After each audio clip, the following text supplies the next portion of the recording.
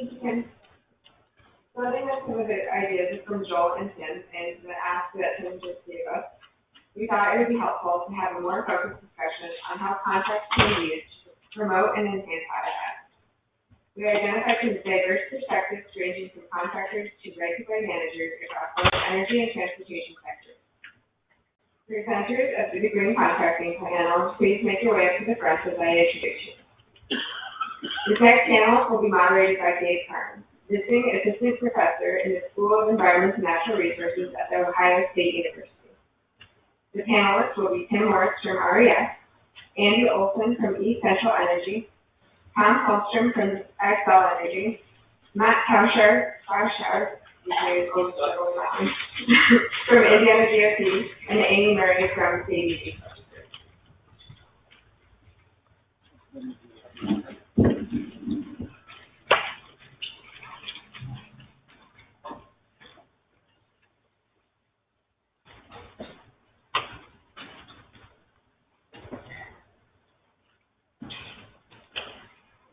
All right. Am I on?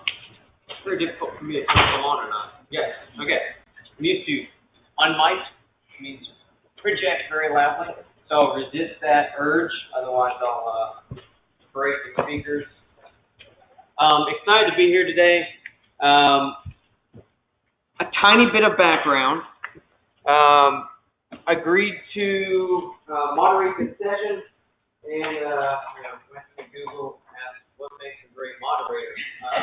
Said something about fewer words the better, neutral position, unbiased, and I guess Iris figured, well, the best way to ensure he doesn't use many words is to ask him to moderate a panel on something he's really not that familiar with. He lacks the practical working applied knowledge of it. So I guess by all accounts, I'm the first moderator. A few things. Who in here has personal, not professional, personal experience with contracts? Anybody not? All right. What's the most frustrating personal contract that you have entered into? Personal. Marriage. Real estate. I knew that was coming. Marriage. All right. So now everybody that typed up, we know who are. No, just kidding. On lesser import, right? Marriage being housing. Housing. I'm thinking cell phone contracts, right? We're all engaged in contracts personally. Professionally, though, we likely all engage in contracts, but in different capacities. So Hugh here is on behalf of a utility, either overhead or underground or otherwise, or a transportation agency where you use contracts, maybe not necessarily execute them yourself, you use contracts to get work done on the ground. All right. So I'm thinking about our first presenter, Joel. His hand would be in the air both for that question as well as the who is a contractor, right? They use a lot of in-house manpower to execute contracting. That's a great way to ensure QA/QC, right? When you can do everything in-house and you can build a big stick because why? There are employees. So who is on that end of the situation where you are the contractor? You work for a group that would identify as a contracting company, all right? And then I think the third category of individual, at least in the way I've pieced it together in my own brain, don't necessarily do a lot of on-the-ground work yourself, not necessarily a utility company or transportation agency, but thinking about our PS shirts in the room, you commonly adopt sort of a middle person approach to working with landowners, working with agencies, working with institutions, and some delivery mechanism in performing the in-between who would say, that sort of characterizes where I'm at. All right, good deal. Okay, so did a little light reading last night and stumbled onto an article that broke down contracting with game theory. Anybody know the term game theory? Essentially, you run these scenarios, and we have players with imperfect knowledge, but you as the moderator gets the 30,000-foot view, and you can see how one person's actions influence the actions of those around them and affect the end product. Essentially, this game theory ran 4 scenarios. Little stick, right? Bad. Whack, whack, right? Little carrot. Big stick. Whack. And big carrot, right? I wish I could tell you that simulating through game theory, this contracting, what works, what doesn't, what incentivizes, what is a realized, fear can be a good thing, right? To motivate performance.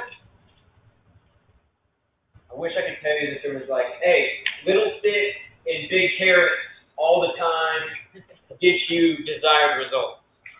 Even in a modeled environment, it was a complete mixed bag. All right. So with that as sort of a laying out of our sketch, we're going to listen to 5 individuals who volunteered their time and expertise.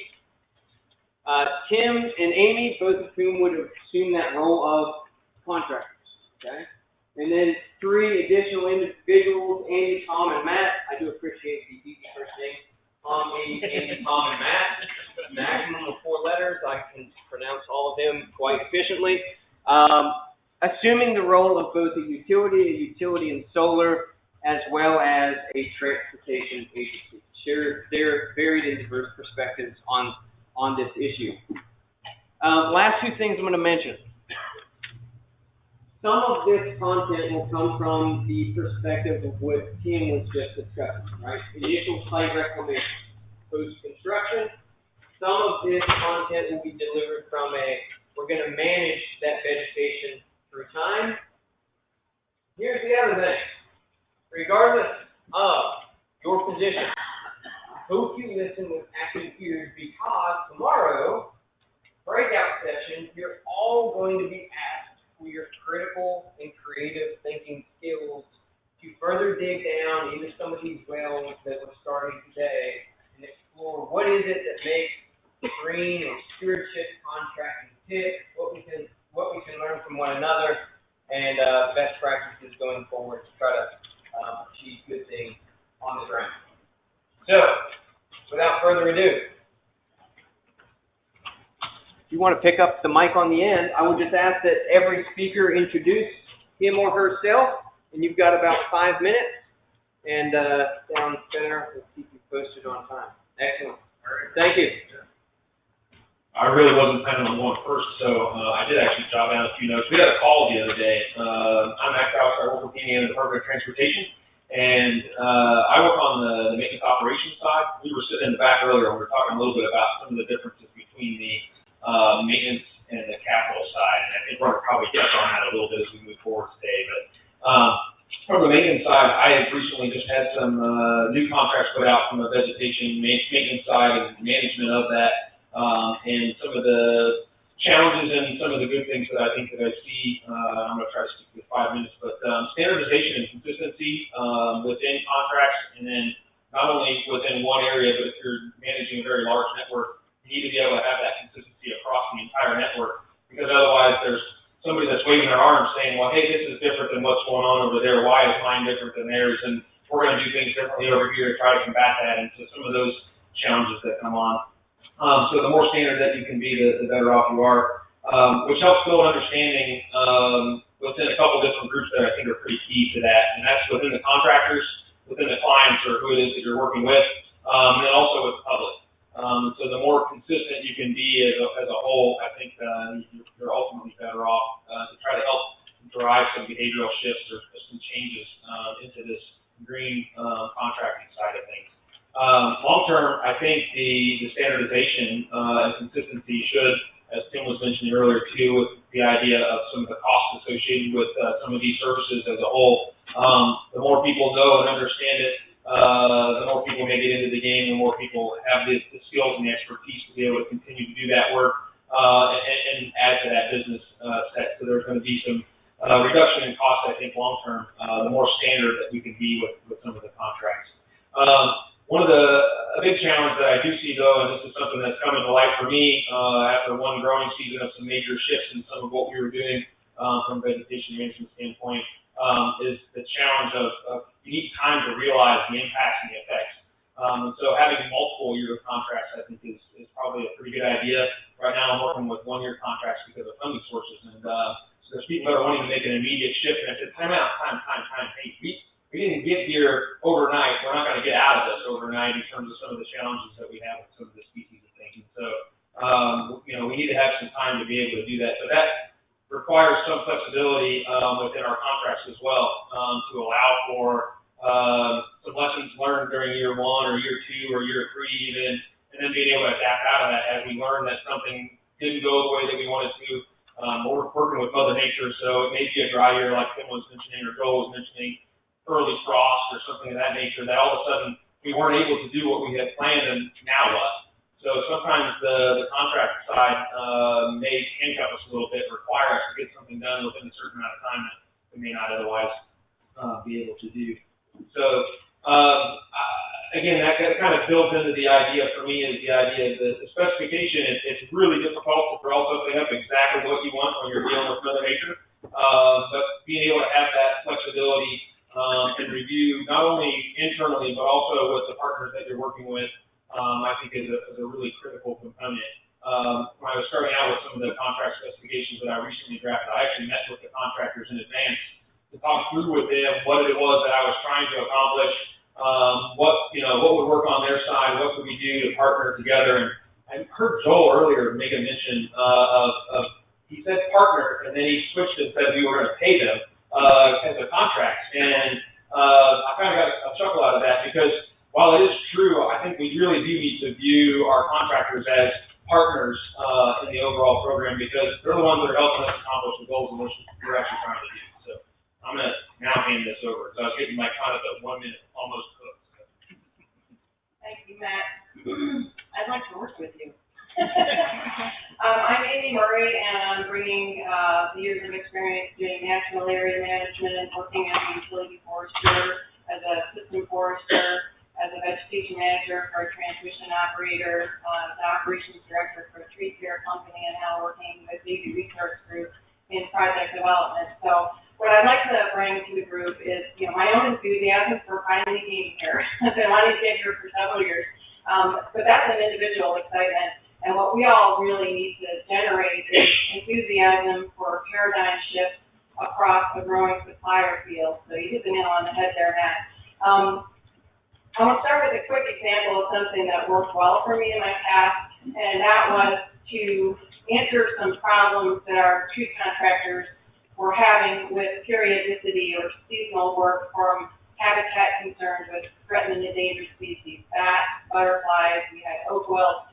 Their work cycle was being interrupted, and therefore their efficiency and profitability was also being interrupted. At the same time, our utility was trying to build our IBM program and develop contractors with the capacity to do our spray program well and in an alliance contractor fashion.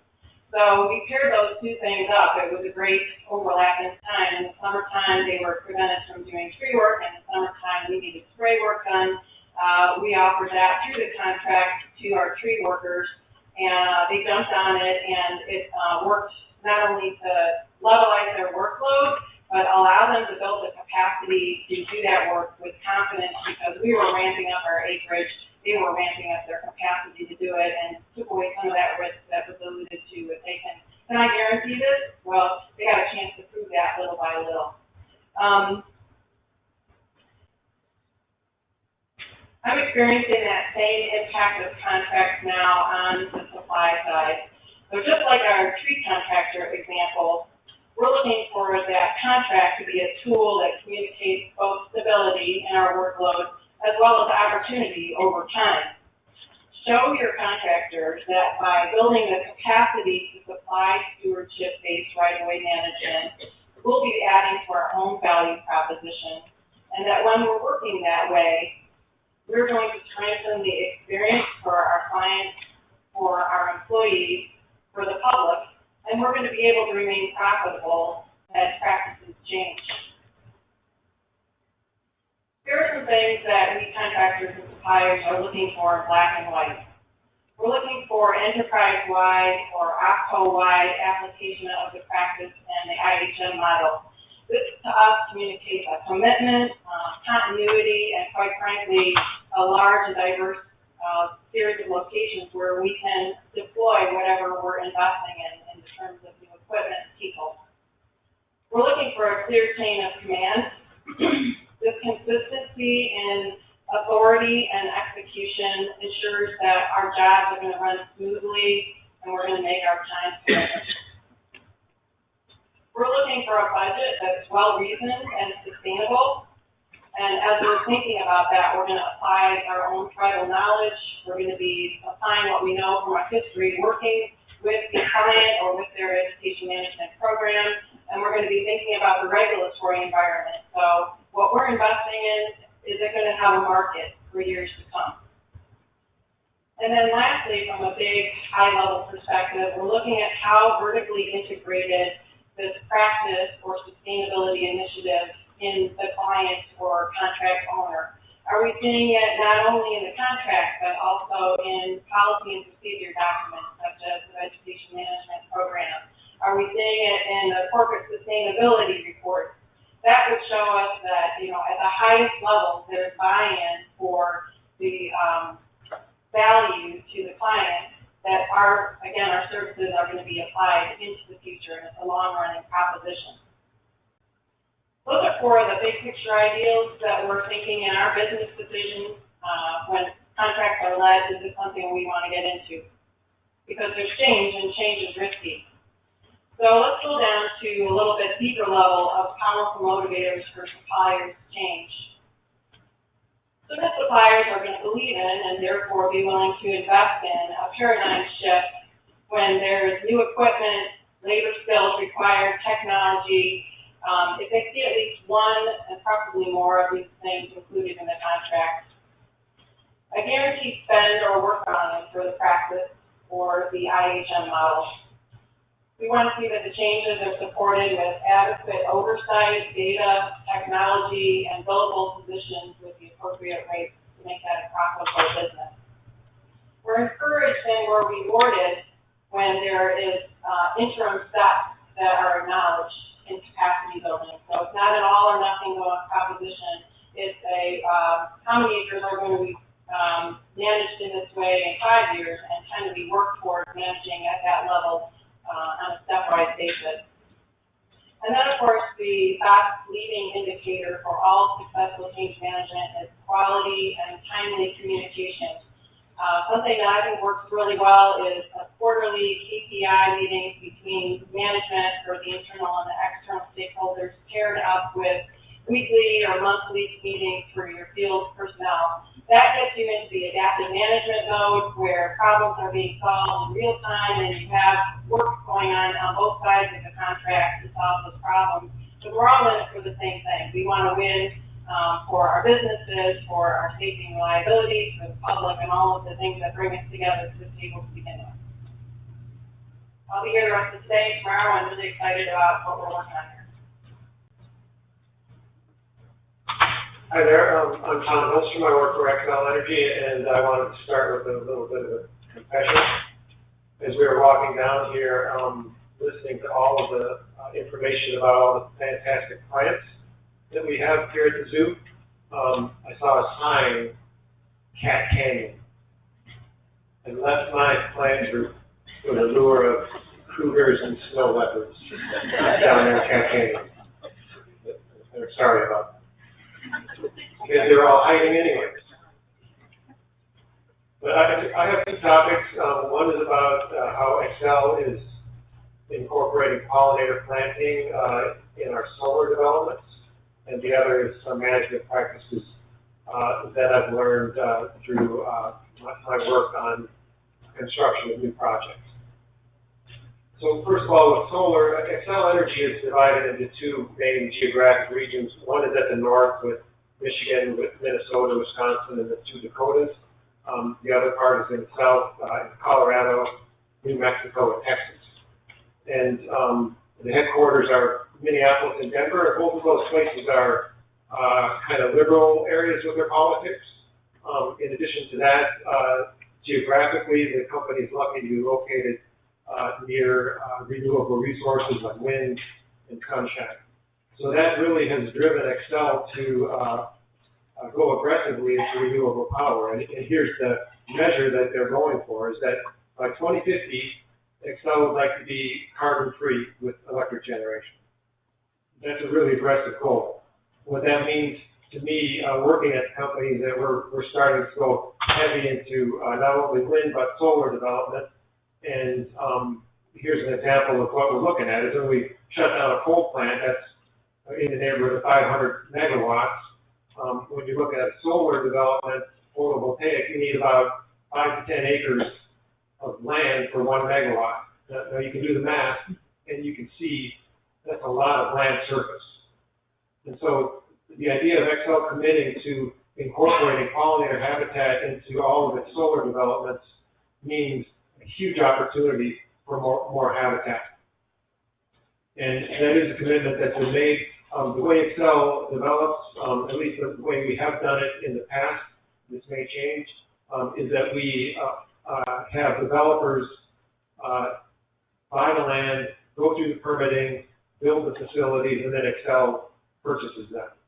So we have requirements for the developers to include pollinator planting in the facilities. And I just started to look at some of these that are coming online for us now, and I went into them kind of skeptical about, well, they're probably taking up all of the land with panels, and it would be all shaded out, and between the roads might be trampled down with maintenance tracks and all of this. But boy, when I go out and look at these sites, they're really coming along nicely. Not only is there a lot of room around the edges, but between the roads, the plants are growing really well, even in the shade underneath the panels. So it's just a fantastic opportunity. I've started to use the scorecard on evaluating the habitat quality at all of these sites, and so it's just a fantastic thing. Huge potential there. And now I'm going to move on and talk about some of the construction practices. And my role at Xcel is not one of doing maintenance and vegetation management. It's developing new projects. So the things I'm going to talk about are purely working with contractors in construction. When we do construction of large projects, almost always we have an environmental analysis that's done for the permitting process, and that tells us where there are sensitive areas, and we can just immediately fence those off and incorporate that into our compliance plan. We also hire an environmental monitor who does nothing but tracks around with the construction crews, make sure that all of the work is done in compliance with the permit, they stay out of the sensitive areas and those kind of things. Oftentimes, when we do these big projects, we have multiple contractors coming in and coming out, each specializing in their own part of the project. And what I noticed was happening is that a lot of times a crew would come in and they didn't really care about what condition they left the site in because they didn't have any investment in fixing it. So they'd come in with their dozers and they'd grade everything flat and kind of unnecessarily grade a lot of area, which had to be restored, and oftentimes there was a lot of damage that could have been avoided. So what we started doing is requiring each contractor return the site to how they found it before they got there, and that really cut down on the amount of grading that was happening. We're also requiring that when restoration happens, we're requiring native pollinator-friendly seed mixes for any of those areas that do get graded, so that's built right into the restoration processes. And then the last thing that I'll talk about is that I've been disappointed at times when we did specify a seed mix to go out there a couple of years later and find that it's not what I expected to be growing there, and I'm pretty sure they didn't use the right seed mix, and you can't really know that until 2 years later. So what what I'm starting to do is have our environmental monitors be there when they're seeding, collecting the seed tags, so that we're sure they're using the right mix. All right, right on time. Hi, I'm Andy Olson. I work for distribution co-op utility in Minnesota and Wisconsin, and I'll be speaking from the perspective of vegetation maintenance, not so much establishment. But I started as a spray technician in 1999, and now 2 decades later, fast forward up to pretty much running the program for the utility. And I think that during that whole time, I really always had it in my mind that we could be doing this from an ecological perspective and with that sort of spin on it, because we're really trying to transform the plant composition of that right away, and it doesn't always have to be total, complete woody control or broadleaf control. So what started out as an idea of this is probably good for wildlife, and if we get the right plants in here, it's going to create some cultural control. That I think blossomed into really kind of writing in our specs. When I started in with the company and was able to help come up with the ideas for the specifications for the contract, it was really our idea that we just kind of bake that into the specs itself and put things in there that reference mowing of timing and target species and preference of herbicide versus mechanical clearing. So I think that the business case was always there, but we were kind of waiting for that to mature and to become realized. After we put the language in the specs, we came up with a scoring mechanism for our contractors that we keep talking about incentives. I mean, people need to be incentivized to do something, and they're probably not going to do it unless we tell them this is how we'd like it done. So for us, that incentive was their future work. We found a way to score all their projects, give them some sort of multiplier, if you will, and their future pricing will be awarded work if they have a low multiplier. So we tell, straight up to our board of directors and the executive team that we're not awarding the low bid, we're awarding the best value. And so that price, there's your incentive. It's monetary, and unfortunately, that's usually what works. But maybe that's a small stick and a big carrot, I guess. But I think that helped us a ton. We did a lot of communicating with members via our newsletter. We met with lake association groups. We met with the anti-herbicide people. We went to town board meetings and eventually developed a member resource council that made a recommendation to the board that anybody who's going to opt out of herbicide use is going to be paying a fee for that because it is the industry best practice. So over time, we use this cost data to demonstrate that IBM can flatline our costs compared to what others are experiencing. And like what John and Stan are doing with Grow with Trees, I think is great.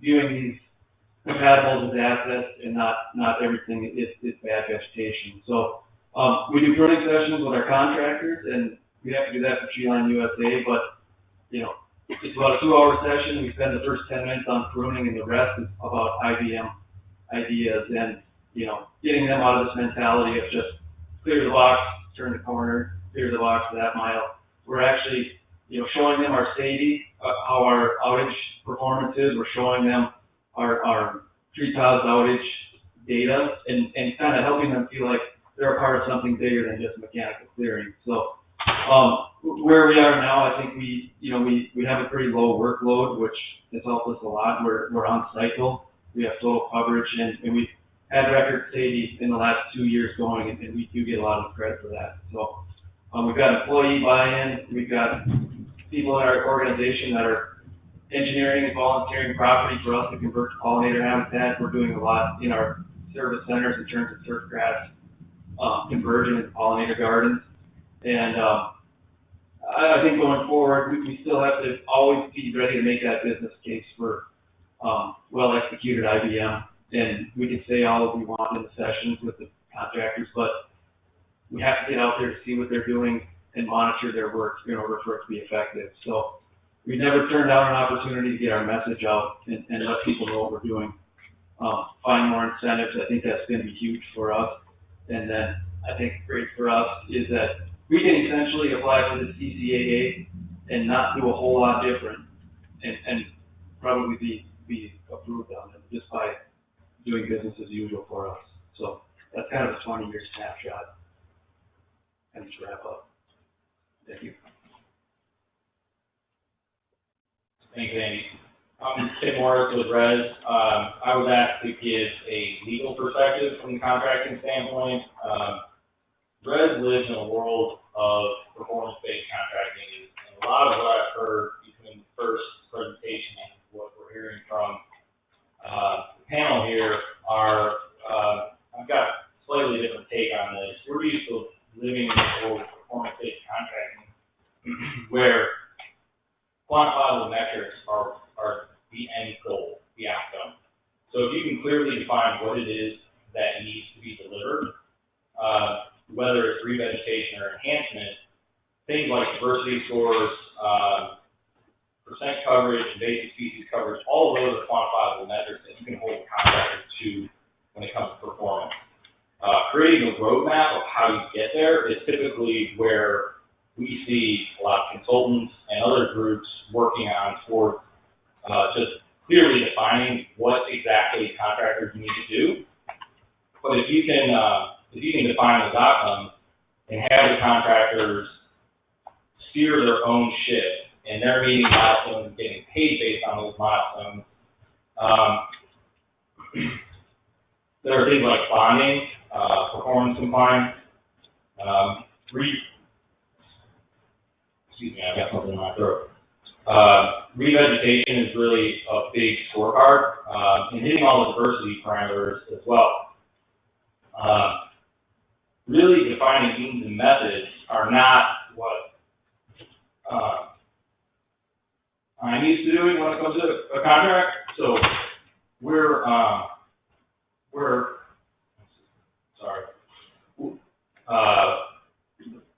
we live in this world where it's all determined based on what that end result is. And so being able to achieve all of those outcomes ensure a successful project. From a contractor standpoint, they're a lot of times looking at the risk involved. From our standpoint, understanding the site itself, understanding what those outcomes are, really important. So, multi-year contracts are also really important to ensure success over the long term. So, also including management allowing for the contractors to have flexibility to do what they need to do based on what they're seeing in real time is very important. Contract terms can all be developed in order to achieve all of these outcomes. You just have to find a contractor who's going to be on board with meeting all of these and aligning their payment milestones. Res's business was built on mitigation and being able to deliver based on milestones. Those are all of the parameters that can be built into a pollinator, right-of-way, whatever sort of habitat is being created. All of that can occur based on performance, rather than having to give a contractor all of the steps that must be followed that we all know typically need to get adjusted over time. If you start with the outcome and say these are the steps to get there in a broad form, but don't enforce the contractor to specifically follow each and every step. As long as they are meeting that outcome in the end, everybody's got their successful project, and they don't necessarily need to follow very specific timing on you have to spray this at this date. It's more based on coverage, vegetation, overall vegetation, diversity. All of those sorts of parameters can get a successful project really in the ground and long term. So, it's not a model that's for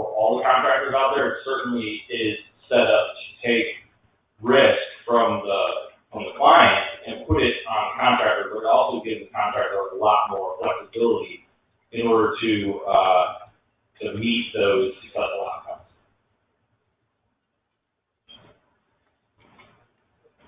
Excellent.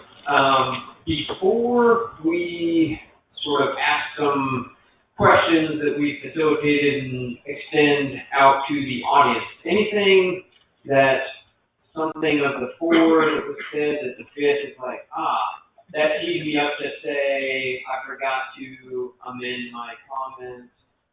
Anything? All right. So I will carry this along with me, and if and when the audience engages, I will politely ask that you speak into a microphone for the benefit of the whole. I have to have a mic, so just wait for me to come to you, and I'll be as quick as possible, and you don't have to run around. Fantastic. Why would I ever assume that this team did not already have things together? I'm going to leave this one at the table, and I'm going to click on my mic.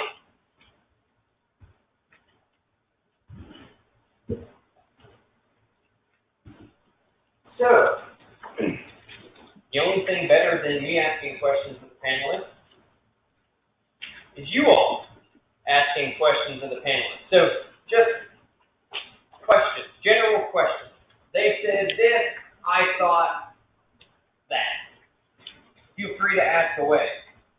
And if there's awkward silence, we have some questions to ask for you.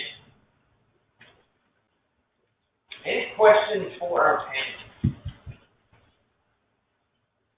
Tim needs a mic. Tim, I feel like we should just leave a mic with you in perpetuity. That would be fantastic. I'm just trying to get it started. Because I've heard a couple things. Matt, you made a comment about multi-year contracts, and Tim especially talk about contract terms. And I know I've heard at least that for some of our businesses we're doing an awful lot of work. And there may not be enough contracting help to go around. Therefore, contractors can be a little bit more picky. It's just a polite way of saying, it's easy to say, just put it in the contract. And yet that's not always possible. I just wanted to comment on that, or anyone on the panel could comment on that. It's kind of a supply and demand situation. Are you asking about the multi-year portion of the contract? Contract terms. Like you said, we want it done this way. And let's say we're going out for multiple bids from multiple contractors, and maybe there aren't enough contractors out there that want to accept those terms and conditions. Sure. Yeah, like I mentioned, from a contractor's perspective, it's certainly riskier to take projects on based on performance, but there are contractors that are out there that will do that work that have proven track records based on performance. So, it's certainly not for every model, but if the buyer is looking for delivery certainty, a guarantee that what they're hiring this contractor for is going to result in success, the most binding way to do it is through contract terms. I'll layer onto that by saying that what I was endeavoring to communicate in the list that I gave was about developing alliances and developing relationships with the contractors, because both on the utility and the contractor side, we're looking for trust. We're looking for trust that the job is going to go the way we all talk about it going.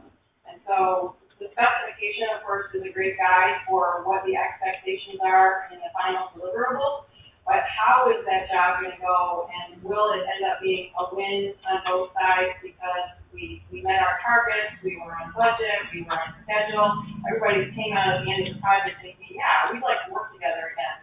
So that's our goal in trying to describe the way to encourage capacity building for new practices or new ways of tackling these problems, is go at it slowly and little by little. And, there'll be the big projects where you don't have that luxury, but knowing that that's the best approach, let's try to take that and develop capacity and relationships that are in a parallel path. I I think one thing that's helped us, like I said, with the incentivized bid award system, is that people know that they can bid things up a little bit and still get work. That helps them, you know, kind of want to work for us maybe. We do have specs that can be tough to understand and really execute, but the other thing that we can kind of lure them with is the fact that we're on cycle and they're not going to be working brush or trees that are in contact with any conductors. So we've seen that really be a good draw for people who want to work for us and choose us over other utilities that are maybe a little more dangerous work and that we have their support. So. Tim, I'll add to that too. You're asking the number of contractors that are out there. This past spring, I led 56 contracts that were roadside related, vegetation mowing and herbicide and some litter stuff too, because that's also a problem for me anyway.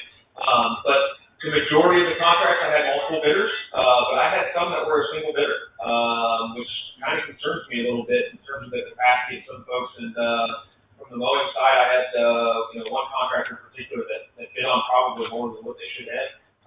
They have been struggling to make that work, and so far so good. They haven't totally dropped out and walked away, but they're still doing some of the work. But that kind of leaves me as an owner saying, now what?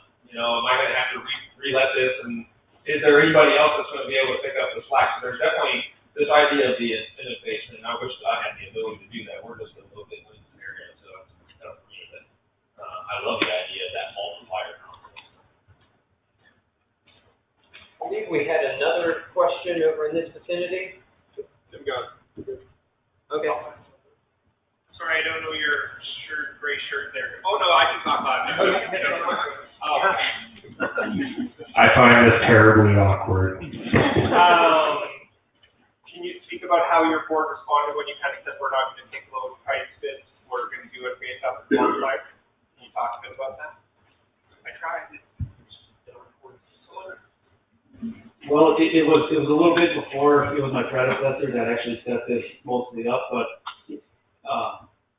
I was more on the development of the scoring method and the mechanism to do that. But I think really at that time, we had a lot more available workers and available crews, and we really wanted to separate out the good quality work from the poor work. And I think it just took a lot of breaking it down for that board to say, we could pay a certain amount for this work, but we're going to have to do so much rework and we're going to get so many complaints. We're going to have to spend so much time auditing and corrective that if we would just pay a little bit more on the front end, we're going to eliminate all that. And I think when explained properly, they just decided that, yeah, that sounds really good. I don't even think it required a vote. It just required their support, and we can structure the contract that way. So, yeah, it's just, kind of convince them, I guess. The next question, back up the room. So this is very much an industry-driven work group, and you would assume that the industry is seeing the need and the potential. Then those providing services to the industry will follow and come along and change their practices. But at times it seems like it's not necessarily in the best interest or in their interest of contractors providing services or contracting services. They might see it as a threat that they get themselves out of a contract over time. And now, Tim, your list is on mine. You have two items listed. The incentives for contractors and suppliers. And endorsement was one, potential seed harvesting, I think was the other, and a big question mark. My question to the panel, I've heard each of you say certain items that we can add to that list. So by Thursday, I hope we have a long list of incentives for green contracts, the way they're structured. If you would summarize it in one or two items that you would want to contribute to the list of incentives to contractors and suppliers to engage more in the green contracting work, what would that be? What would the one or two key items be? Maybe I have a few of you. You mentioned a few of it. Each one of you actually did. But what would those be? I would say accurately forecasting the work, the type of work, numbers. As contractors, we want to know what the work will be and how much of it there will be. If we've worked before with the client or the contract owner, we'll have some grasp of what that may mean, but if we can predict the different services, equipment, skill sets, and how that can be framed up, and we adapt to that new business model. Knowledge is power, and knowledge is how we advance. So data on the future.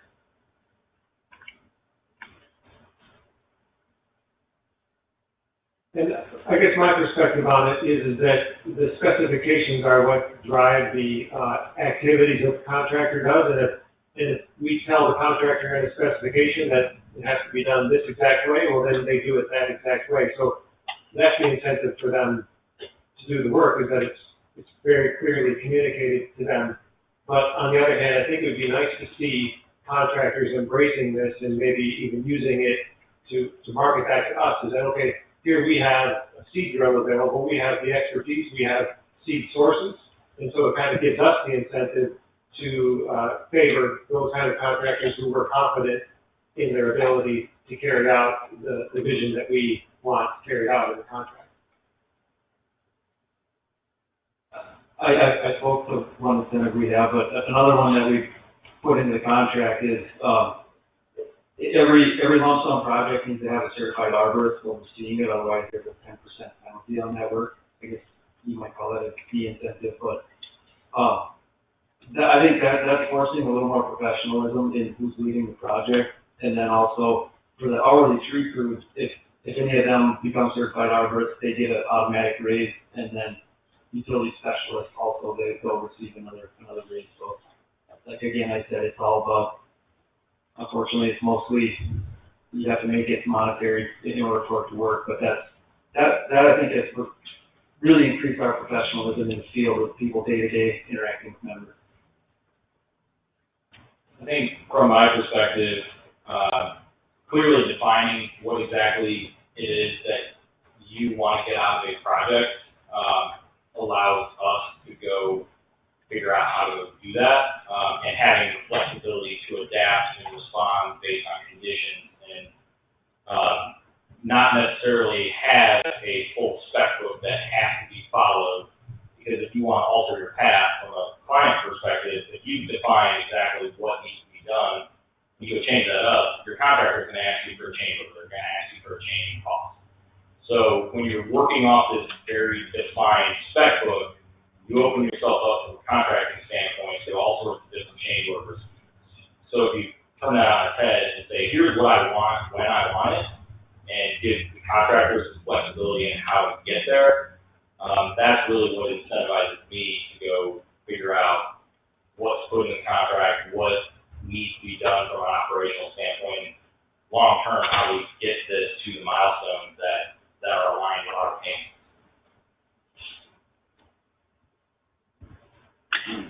Stan, I hear you in the back there with regards to the concept of working yourself out of work if you're that good of a contractor. I'm going to tell you as a weed biologist that is never going to happen in today's society.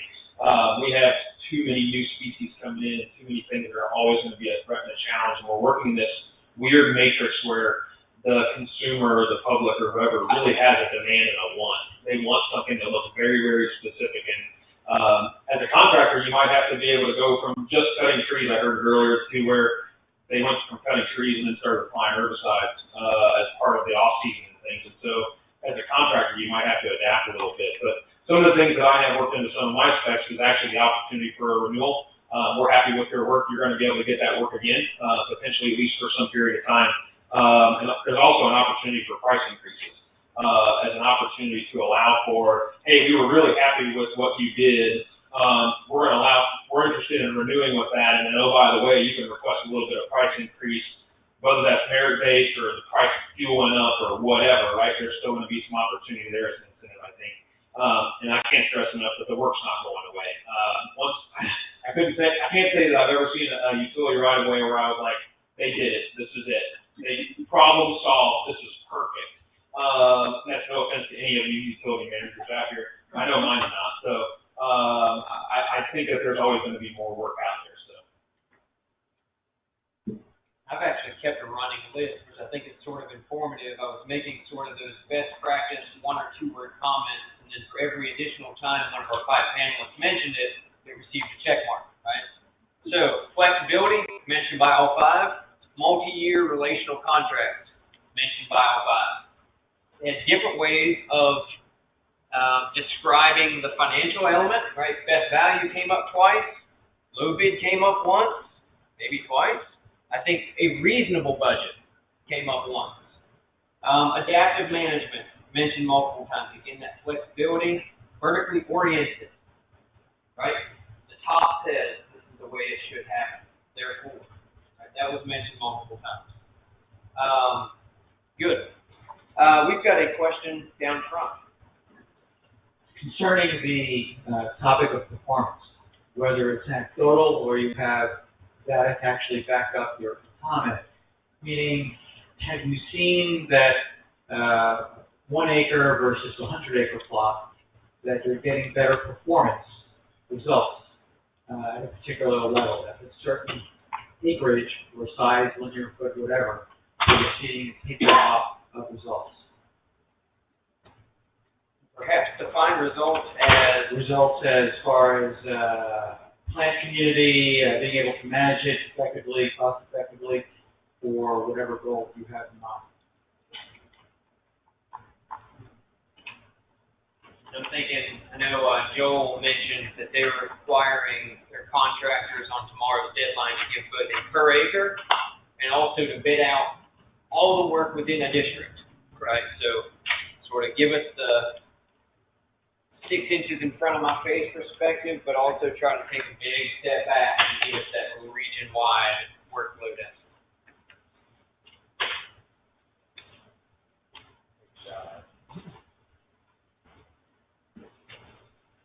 So I can't really give you a number like an acre or 10 acres is a great point. But I think what's worth considering, especially with this group, is edges, I think, are more important than the size. So you could have a 100-acre restoration that's only 30 feet wide, and that's going to be a bigger challenge than a 30-acre that's, square, so people on all sides. So I think bigger is better. It allows for more efficiency in maintenance, and that in turn means results are probably going to be better long term. But right-of-ways are particularly challenging if they're narrow because of that edge effect.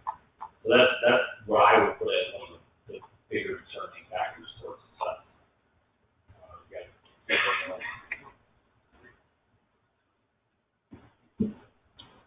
Good. All right. I've got a question for the panel.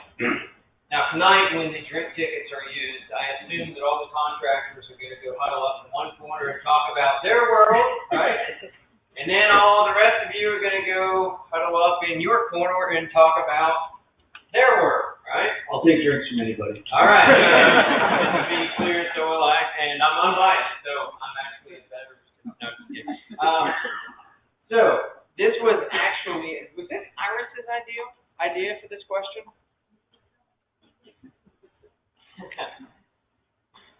For the contractors, this can be answered afield. I prefer it to be that way, actually. What is one contract provision?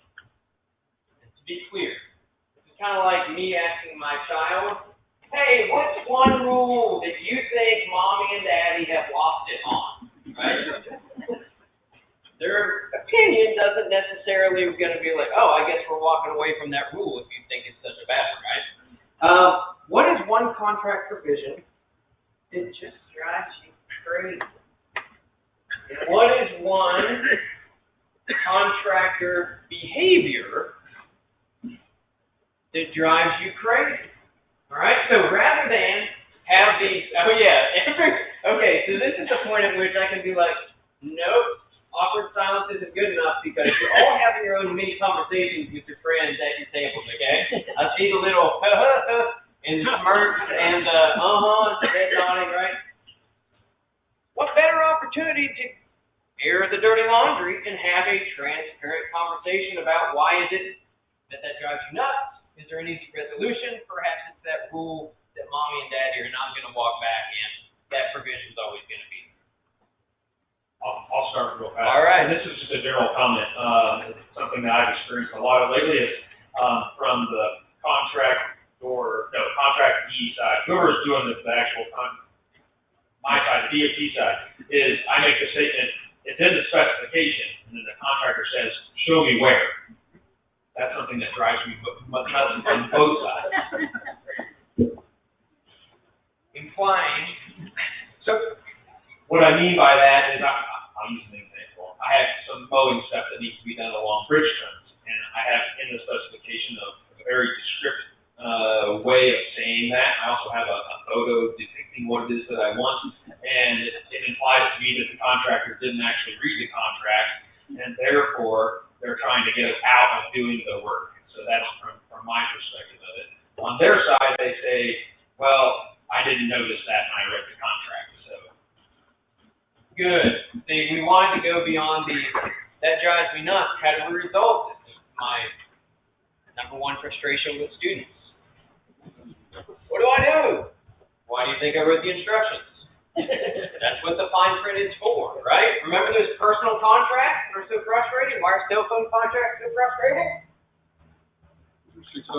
Because you don't find the time to read the 650 pages of fine print, 100%. Any others that surface? Thought this would be a fun way to kind of get people at least talking amongst themselves. It should happen. I think from the utility perspective, we drive those nuts when there's a inflexibility on the contractor's part where they're unwilling to do something different from what they've normally done, and on their side, their frustration is probably inflexibility on our part to give them a little leeway on the specs, and make, hold them exactly to the letter of the spec and rip it out and say, it's right here on page 734B. They don't like that either. So flexibility on both sides, I think, is key. I think, Andy, you're going to be a very popular person at the end of this panel, perhaps the first session, because my guess is that many in here are curious how East Central made that bid procurement process uniquely incentivized. Is anyone sitting there in the audience with perhaps another variant of an incentive that's not low bid, that you all have been able to incorporate into the way of doing your business that you've seen work successfully, that you'd be willing to share with the rest of us? Or perhaps we use a similar multiplier, which incentivizes those relational long-term partnerships between contract and contractee. Any hands go up? We'll run a microphone out to you.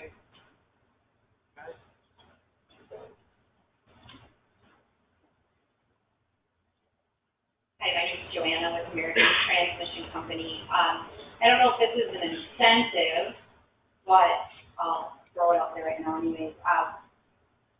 Tim, I think it was you mentioning or maybe it was Joel, on some of the more capital projects where we have the responsibility for the contractors to complete work to certain permit conditions, and from an environmental standpoint, we may hire monitors to keep an eye on them and make sure they're doing what we need them to be doing.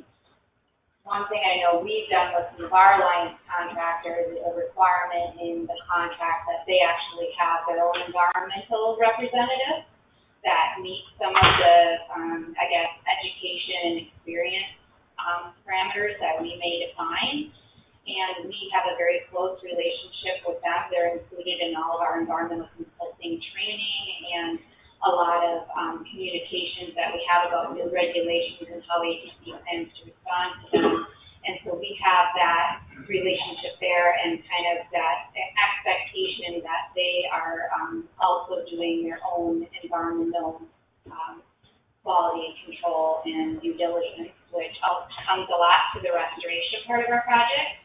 They're actually the ones doing the restoration punch list and making sure that the quality of our restoration community is there. So it's just a tool that we're using in the contracting that I think is very helpful. We have that with some of our construction alliance contractors, but not on the vegetation management contractor side. And I have been a big advocate to try to get that level in our vegetation management contracts as well.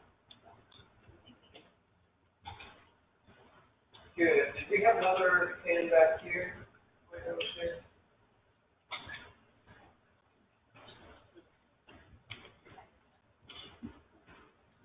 Hi, so I'll be talking later, so I'm Orville, so you know, and I hate talking in the microphone.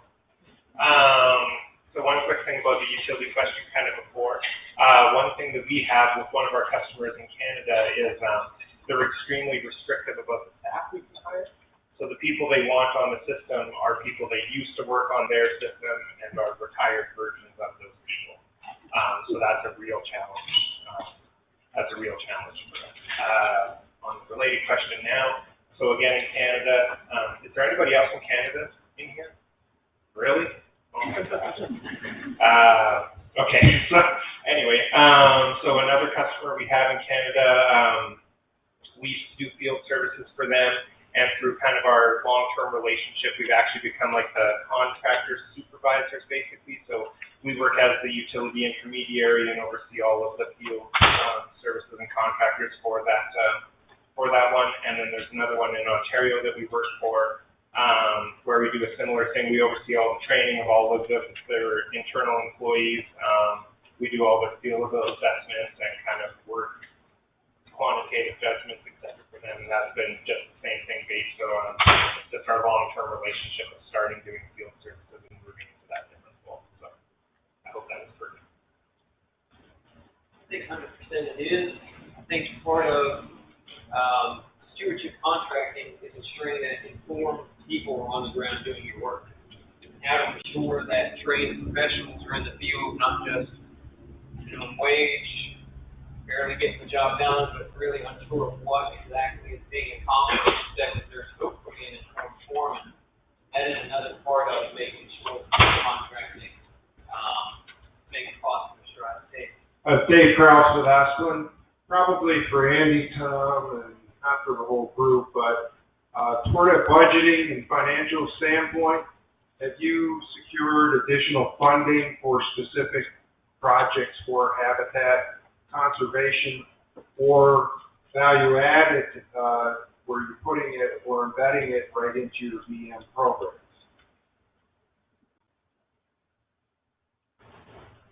Well, as I said before, the fact that we've been, I think, doing IBM for as long as we have, we're not having to add a whole lot back to the right of way itself, and a lot of it is very good quality pollinator habitat. I think there is some non-natives mixed in there, but the only thing we've actually added funding for is for the turf grass conversion areas in the pollinator gardens that are at our headquarters areas, and we're doing them now at substations instead of putting back in mowed lawn. But other than that, we haven't added anything additional yet.